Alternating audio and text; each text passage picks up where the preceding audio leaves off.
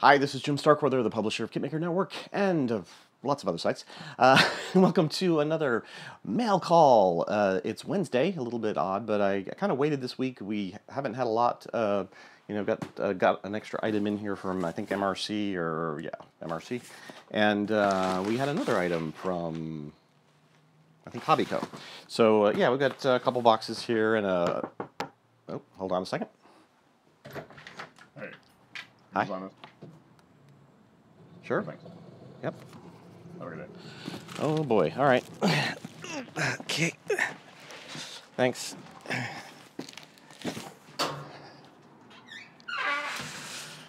Alrighty. Well. Yeah. Okay. Gotta. Okay. Yeah. Got a little more than I thought I'd have. But, all right, well, I hope you guys have had a great week, couple of weeks, I think. It's been a couple of weeks since I've done one of these, right? Week and a half or so. Things have been going along here like gangbusters as usual. Well, let's, I guess, get to the mail call portion. I mean, that's really what you guys want to see, don't you? But, this is a big, giant dragon box. To be fair to the other guys who arrived first, I'm going to open up theirs first. So let's see what we've gotten here from MRC. Actually, that doesn't look like the right part of the box to open. It's one of those sideways crunch down boxes. All right, I'll make my own lid, I guess. There we go. Okay, so we got in the new, or I don't know if it's new, but we got in the Academy M36B2. I think they put out a similar kit to this in the past, so I'm going to assume that this is maybe a updated or / new variant of the kit. 1/35th scale, M36. No, it's not the Wolverine, right? What's the other one? Wolverine's the M10. Jackson, right? M36 Jackson, tank destroyer from World War II.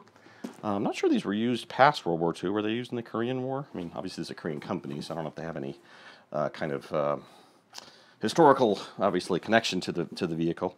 Let's check here. Any variants shown on the side? We do have variants shown on the side. Yeah, 1953. So it looks like it potentially was used in Korea. They've got like 6 different variants with decals on the side here, so that's cool.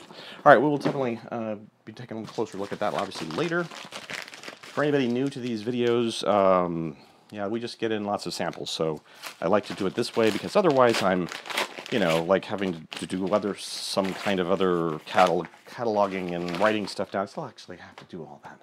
Why do I do these videos? Anyways, I do them just because they save time, I guess. Than taking photos of everything and putting it up on the website, like here's what we got.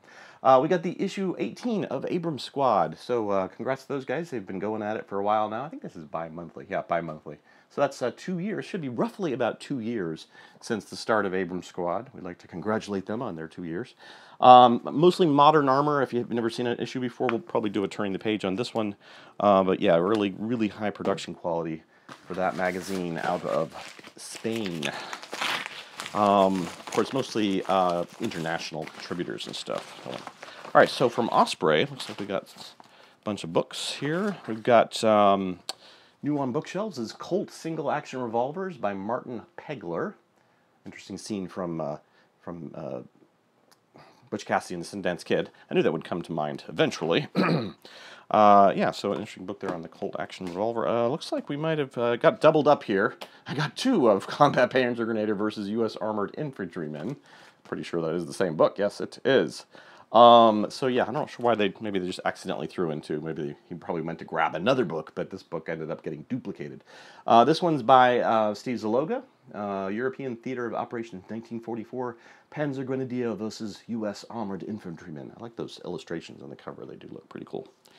And we'll definitely do a turning the page on those. So from Hobbyco, getting really close to the camera here. What did we get? We got very, very sturdy paper. They believe in sturdy shipping paper at MRC in New Jersey. We got a couple things. We got the 1/12 scale Hasegawa. Wait, Hasegawa. Oh, no, I'm sorry. This is Hobbyco, right? I did that right. I said MRC because that was the previous box with the Academy, but this is Hobbyco. I'm like, I don't get Hasegawa from Hobbyco, from MRC. All right, so this is the Honda NSR 500 1989 All Japan Road Racing Championship GP 500. Boy, that is a long title there. 1/12 scale. This is a limited edition Hasegawa release. Put the kits back here in the back. We'll start a little Wallow kits. I'll probably have to move my lamp. Yep, move my lamp over to the other side. I'm actually gonna, now that I've gotten my high-powered supercomputer from home. Actually, it's just an older gaming PC I had at home.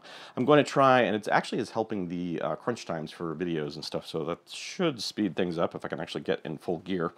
But I'm going to try to do some Twitch streaming of some builds or something, just as kind of a test to kind of see what the Twitch community is like. I'll probably announce it on YouTube, so I'll give you guys the chance to show up if you're home and available to watch during the day. It'll have to be like a, you know, an afternoon stream or something like that, but it'll Pacific Standard Time, so it may be good for, I'll try to start it maybe so that people on the East Coast could catch it and people in Europe could still catch it too.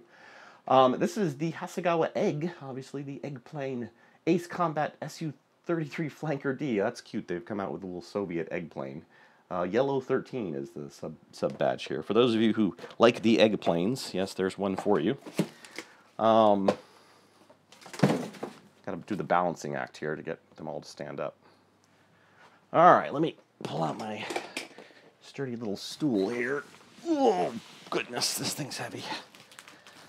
We got the shipping packing slip thing on the exterior this time.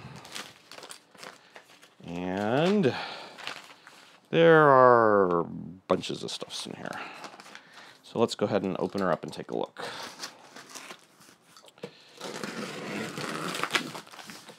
I was just getting to a point with samples, at least stuff that we're going to ship out. I was like, yeah, we're getting better here.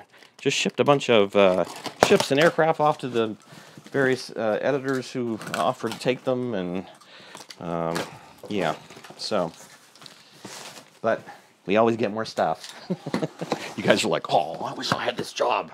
Yeah, well, until you had to actually deal with it, 100% of it anyways. Then you'd be like, oh, I'm getting too many models, what am I going to do with them all? Okay, so yet another variant, apparently. That was a lot of vibration. Somebody's out there making some boomy bass noise. T95 super heavy tank. I know they did the T28, and then I thought they did the T95 as well, but the T95 is the extra tracks and armor sections here on the side of the T28. This is a prototype vehicle, never made. I think it was like a Wall Siegfried line kind of fixed installation basher. That gun looks awfully strange. It looks like it has a larger gun than it has even in World of Tanks, which is interesting. Let me see if I can get a line on the size of the gun here. Nope. It's not going to say. Yeah, that thing is huge. Must be a howitzer of some kind. I'm going to guess that's like 100 and something, 150 millimeter, 100 and something. Yeah, anyways, somebody will point it out in the comments section. All right, then we have a, we don't get a lot of these anymore, but these used to be something they put out quite a bit. The cyberhobby.com, which is essentially a Dragon kit, but the M4A276 Red Army. Cyberhobby.com, if you're not familiar with that website, is part of let me see if I can get this right, is part of the, it's not Universal, Ultimate something. There was a parent company that was a store that essentially in Hong Kong that became Dragon Models and now Cyber Hobby. So it's kind of like they're all three are like family essentially, and then Dragon USA obviously is their distribution arm in the US where we get these kits from. But yeah, cyberhobby.com, check it out. I think there's a dash between the there's a dash between the Cyber and the Hobby. But these are older Dragon kits, but they're usually mated with things like this one has the Maxim machine gun as a bonus, and then the pricing is usually lower because it's an older kit and it's not, you know, new and up-to-date new mold stuff. But speaking of, I think this one is at least the newer mold of the half-track. This is the IDF M3 half-track, the 6-Day War version. This is number 4 in their Middle East series. 50th anniversary it has on there. Here are a lot of large Dragon Box kits in here. Okay, so Sturmgeschütz 3 off CD. This one is the 7.5 Canone model SDKFZ 142. And again, this is a smart kit, so very nice. No way I'm going to be able to put all these here. I'll just kind of maybe stack them up in front of these. The German SU-76I with cupola, 1/35 scale. This is an interesting kit. This actually is also in World of Tanks, but I've never actually seen it in kit form before. You'll know probably before I will whether the previous kit has ever been even made of that before. Got to shift the box over a bit for the weight. On a Imperial Japanese Army Type 4 light tank Kinu. Ironically, also in World of Tanks. I know I keep drawing that illusion, but it's kind of funny to see all these tanks that you really had a hard time finding kits for before, but now they're like everywhere. You know, they're all over the place. A couple of smaller kits. Let me just do real quick. The 1/72nd scale Churchill Mark IV ARVE combat engine. This is the large, giant howitzer launching, or was it not howitzer? It was like a special explosive round or something, right? That went into the front, and then they kind of launched it off of it. I think that's the way that worked. And then the Panther A late production, 1/72nd scale. That looks like a nice kit. Probably people definitely would like that one if they're into the small scale stuff. And then we have, whoa, this is a weird one. This looks like a Hetzer, but with a open top mount on it. It's a, I'm going to take a Voltenkatten Aufklärer 38 with 7.5 centimeter Canon 51L24. So yeah, I've never even seen that vehicle before. I don't know if it's a actual thing, but you can see it is definitely based on the Hetzer body with a, I guess an anti-tank roll, maybe? I don't know. And interesting kit though. And then we have a new Dragon Tiger with Zimmerit. This one is the Tiger 1 mid-production with Zimmerit. Panzer ABT 506 Eastern Front, basically meaning Panzer Battalion, right? In German. 1944. So yeah, looks another variant of the Tiger. People always, you know, pretty much will accept any Tiger kit that comes in. Ah, another of these kind of odd Hetzer-based tanks. A Jagdpanzer 38T Hetzer. This is a 15 centimeter SIG 33/2 SF. These are all 1/35th, other than the two here that I said were 1/72nd, obviously. Befell's Panther Oss G. So this is these are the command variants, I think so. Yeah, the command. This one doesn't look like it has a dummy gun. It looks like it actually is a real gun, but could be a dummy gun. I suppose just looking really good. See on the back here if it gives any indication of that. Not really, and it has cylindrical stowage. So I think that's usually the gun cleaners and stuff. So I think that one's got a real gun in it. Okay, balancing act. Then we have another Tiger one. This is a big box. This is a pretty wide thing. What is this? Oh, it's got a extra something with it. A heavy demolition charge vehicle. Are these actually something they made or something they just prototyped? Again, this is a Tiger 1 mid-production. Same battalion. No, this is 508 Battalion 3rd Company. Panzer 6, obviously, Oss E with Zimmerit. So again, a Zimmerit Tiger. This could all come crashing down on me. Okay. Then we have another German half-track, the SDKC 252 Leech gepanzert Munitionskraftwagen mit SDAH 32/1 with trailer, I guess they're trying to say. And this one also has a full interior, but obviously on a half-track, you kind of see down there, so of course it's going to have an interior. Although maybe not a full interior. I don't know how much full, or what full means. Last one, yes, last one already. Panzer Befehlwagen 3 Oss H. Looks like it has some kind of large radio-masty kind of tower telescope on it. Looks like it comes up out of the vehicle. Kind of interesting. They're not really showing that. They're showing it in the illustrations, but they don't show it in the pictures here on the back. They do show it here, so you can see a large mast tower there coming up from out of the tank. I suppose they would take it down and then put it up at, like when they're in battle versus when they're maybe moving from location to location. Hey, Ron Volstad illustration on the cover. Good to see you working, Ron. Or maybe you did this a while ago and they're just starting to use, or just using it. But yeah.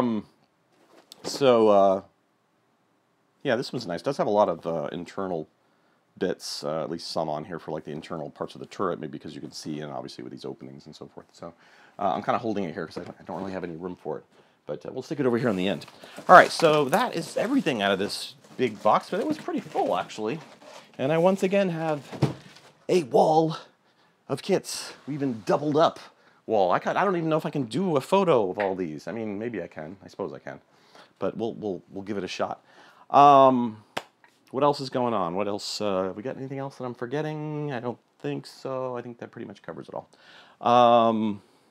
I do have several unboxing videos in the works. I just kind of got to a point last week and had to do other things and server issues. I could probably maybe talk about some technical stuff coming. We're definitely getting to a point where I've got to, no doubt about it, have to move from the existing server to a new server.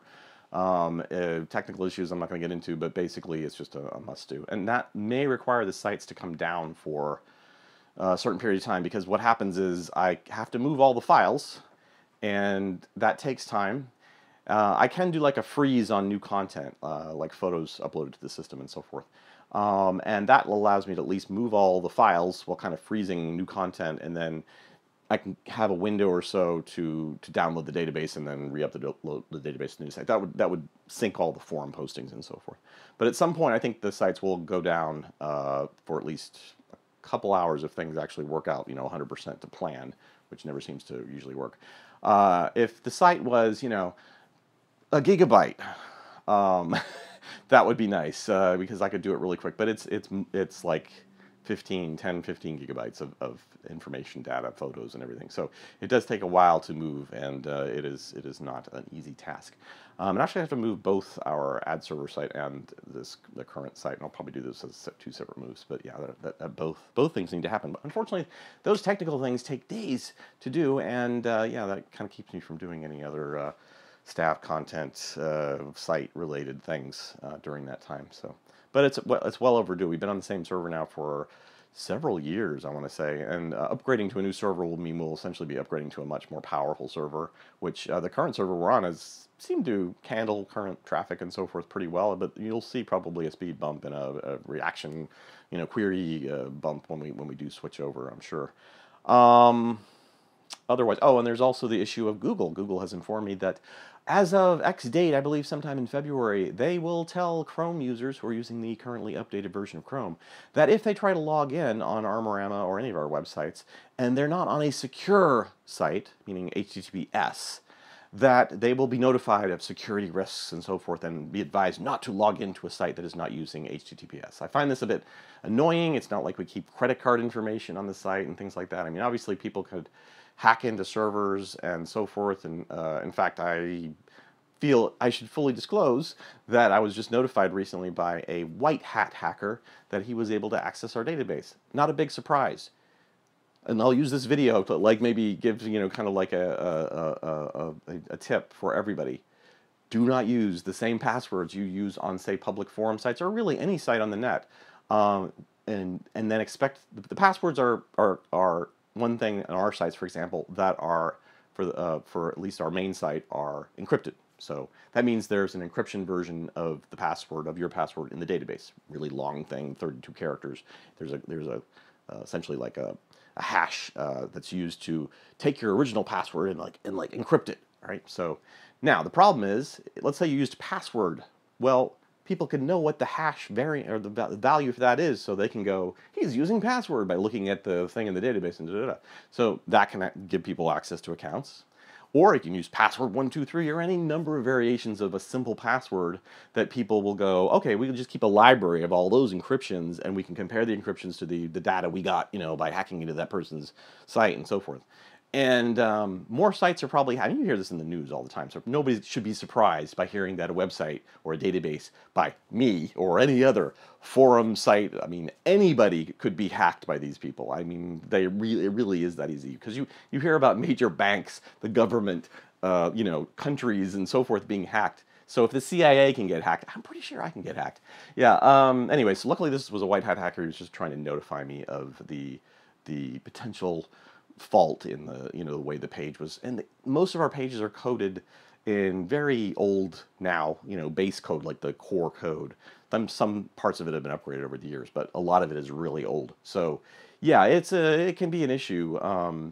So my advice is use, especially for important accounts like your bank accounts, and I would recommend anybody who's doing online banking, keep a long 32 character, whatever the bank will allow you to put in, like if whatever the maximum characters is, keep like some really crazy long ludicrous code that you have to put in. Forget about convenience. Don't go, I want to be able to remember it when I want to do my online banking. I mean, for people who have iPhones, yeah, you can use you can use your fingerprint now for a lot of the the transactions. I'm sure probably even the Androids do this.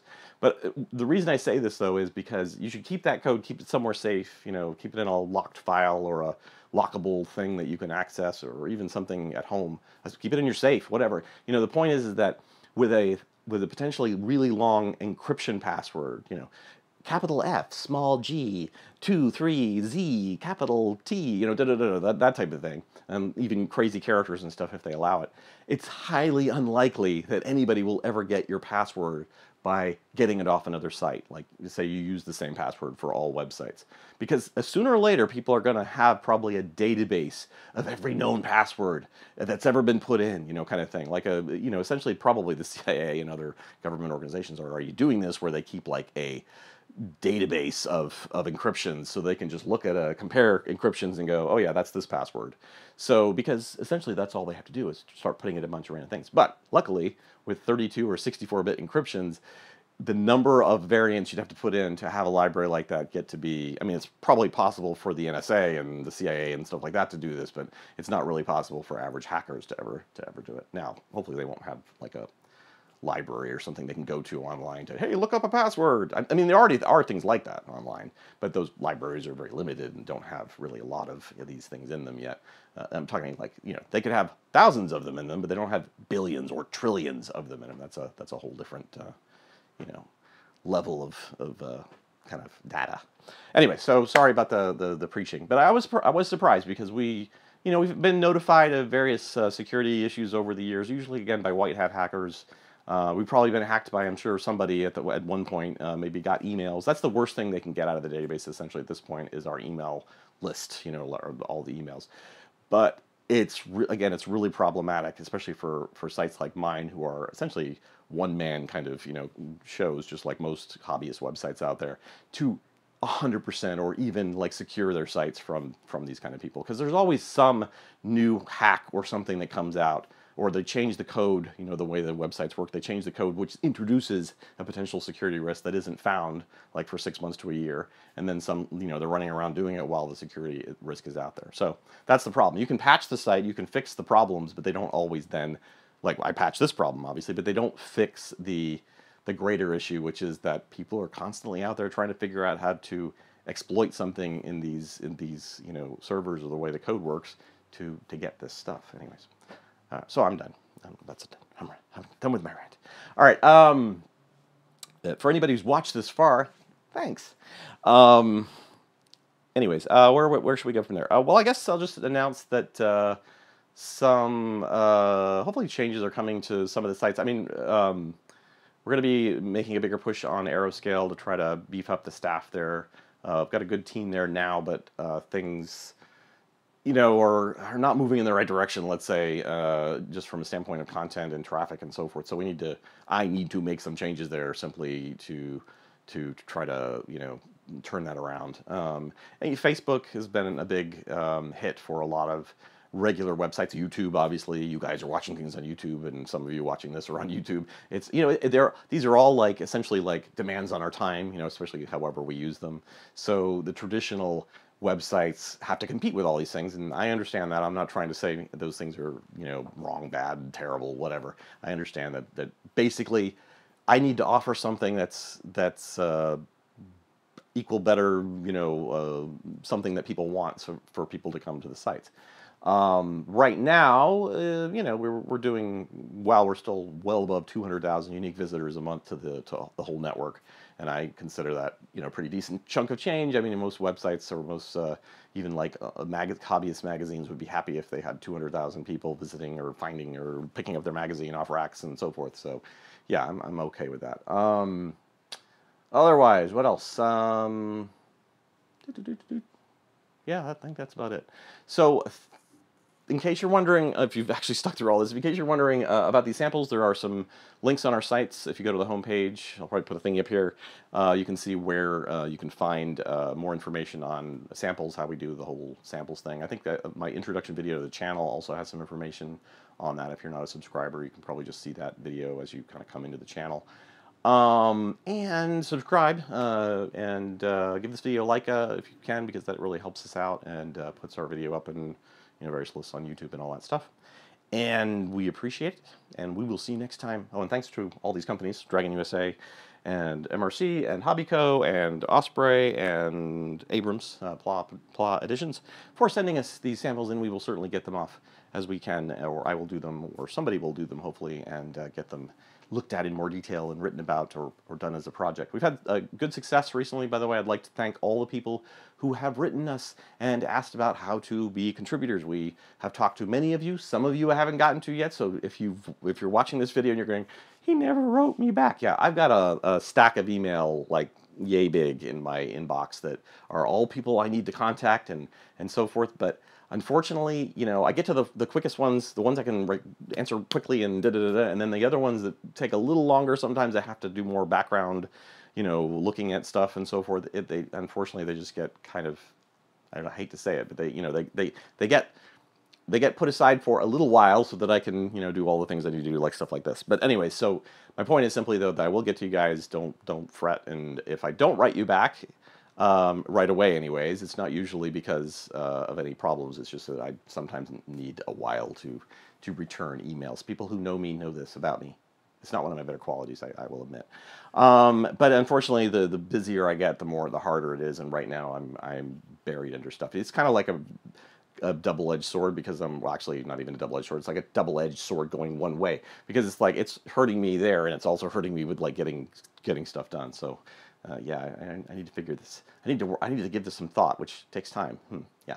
All right. Well, enough. I've wasted enough of my time and probably some of yours. So thank you for watching, and we will see you next time on Mail Call.